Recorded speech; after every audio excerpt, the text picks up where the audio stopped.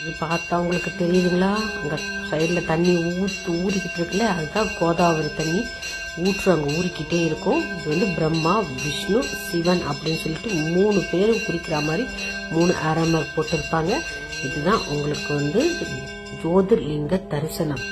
திரம்பகேஸ்வரர் ஜோதிர்லிங்க தரிசனம் நாசிக்கா. அந்த 3 இடத்துலையும் நூல் வச்சு வஸ்திரம் மாதிரி வச்சு அதுக்கு அர்ச்சனைலாம் பண்ணி விபூதி அபிஷேகம்லாம் உங்களுக்கு பண்ணுவாங்க. ரொம்ப அருமையாக இருக்கும். நம்ம நேரில் போனால் கூட இவ்வளோ க்ளோஸ்அப்பில் பார்க்கவே முடியாதுங்க. இந்த வீடியோவில் எவ்வளோ அழகாக க்ளோஸ்அப்லாம் காட்டுறாங்க பாருங்கள். கீழே அந்த கோதாவரி தண்ணி ஊறிக்கிட்டே இருக்கு பாருங்கள். இதை சுற்றி தான் அபிஷேகம் பண்ணிக்கிட்டே இருப்பாங்க. அந்த தண்ணி ஊற மேலே வர எடுத்து வெளியே ஊற்றிக்கிட்டே இருப்பாங்க.